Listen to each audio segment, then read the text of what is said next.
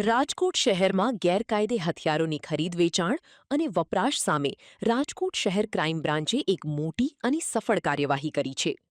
Crime બ્રાન્ચની ટીમે માલિયાસણ ચોકડીથી સોખડા ચોકડી તરફના રસ્તા પર પેટ્રોલિંગમાં હતા. તે દરમિયાન મળેલ ચોક્કસ બાતમીના આધારે અગાઉના હથિયારના ગુનામાં નાસ્તા ફરતા આરોપી ધીરા કુકડિયાને ઝડપી પાડવામાં આવ્યો છે.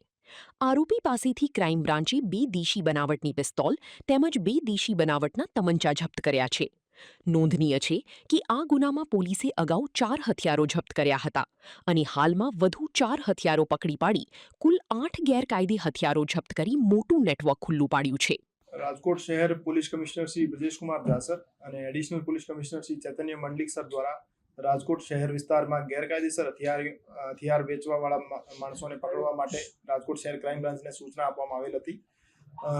એ ડ્રાઈવના ભાગરૂપે અગાઉ પણ 4 હથિયારો પકડી પાડવામાં આવેલ હતા અને એ જ ગુનામાં વોન્ટેડ આરોપી ધીરાભાઈ મોહનભાઈ કુકડિયા જે સાયલા સુરેન્દ્રનગરના રહેવાસી છે એ જૂના ગુનામાં વોન્ટેડ હતા.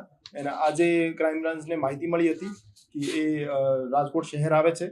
તો રાજકોટ શહેર આવતી વખતે માલિયાસણ ચોકડી અને સોખડા ચોકડી વચ્ચે એમની પાસેથી 4 હથિયારોને પકડી પાડવામાં આવેલ છે.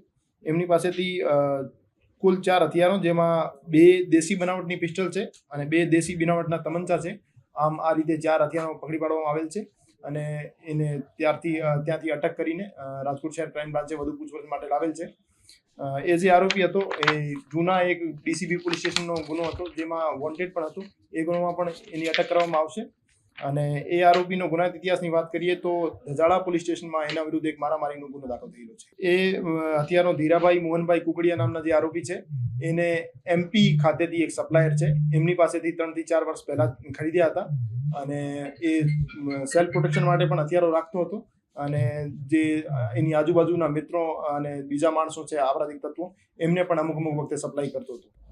જૂના ગુનાહિત ઇતિહાસની ચેક કરીએ તો એમાં 4 હથિયારો ધીરાભાઈએ સપ્લાય કર્યાનું ધ્યાને આવેલ છે અને એ હથિયારો કોને આપવાના હતા અને યા પોતાના સેલ્ફ પ્રોટેક્શન માટે જ રાખવાના હતા, એ બધું પૂછપરછ દરમિયાન સામે આવશે.